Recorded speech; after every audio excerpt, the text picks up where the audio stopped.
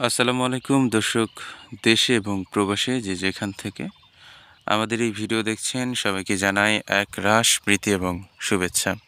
প্রিয় দর্শক, আজ ২৬শে ফেব্রুয়ারি ২০২৫, ১৩ই ফাল্গুন ১৪৩১। আজকে বুধবার। আজকে আমরা আপনাদের দেখাতে নিয়ে এসেছি আমাদের রাজবাড়ী জেলার বালিয়াকান্দি উপজেলার বিলকাতলি একটি মাঠে, এবং এই মাঠের সম্পূর্ণ জমিতেই কিন্তু পেঁয়াজের চাষ।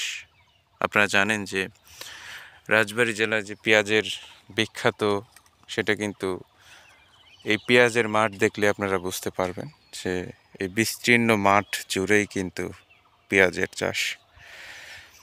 তো আজকে আমরা আপনাদের দেখাতে নিয়ে এসেছি একটা মাঠ বা একটা জমিতে।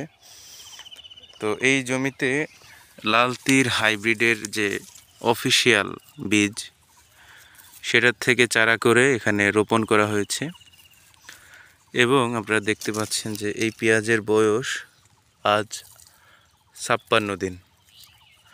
তো সেই অনুসারে পেঁয়াজ কিন্তু পেঁয়াজের যে কাণ্ড থেকে নামা শুরু করেছে, এবং আশা করা যায় যে এই পেঁয়াজ আগামী ৩০ থেকে ২৫ থেকে ৩০ দিনের মধ্যেই হারভেস্ট করা যাবে। তো পেঁয়াজে এ পর্যন্ত ৪ থেকে ৫ বার আপনার ওষুধ স্প্রে করা হয়েছে। তারপরেও কিন্তু এই যে আগামরা ভাব শুরু হয়েছে আবহাওয়াজনিত খারাপ আবহাওয়ার কারণে। গত ৩ দিন আগে আমাদের এখানে বৃষ্টি হয়েছে, এবং এই বৃষ্টির প্রভাবে পেঁয়াজের আগামরার প্রভাব দেখা দিয়েছে। তারপরে আমাদের এক কৃষক ভাই, উনি যথেষ্ট পরিমাণ যত্ন করছেন পেঁয়াজের, এবং আগামরা রোধে অনেক ওষুধ স্প্রে করেছেন। তো আশা করা যায় যে পেঁয়াজ হারভেস্ট করার সময় ভালো একটা ফলন পাবেন এই জমিতে। তো দেখা যাক শেষ পর্যন্ত কি হয়। এবং এই লাল তীর হাইব্রিডের যে অফিসিয়াল বীজ, এটাই কিন্তু আপনার শতাংশে ৪ মণ পর্যন্ত ফলন হওয়া সম্ভব।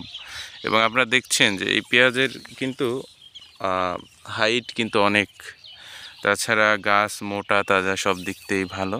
তো আশা করা যায় যে ভালো একটা ফলন পাবেন আমাদের এই কৃষক ভাই। তো সবাই ভালো থাকবেন, এবং আমার এই ভিডিও লাইক, কমেন্ট এবং সাবস্ক্রাইব করে আমার পাশেই থাকবেন। সবাইকে আসসালামু আলাইকুম।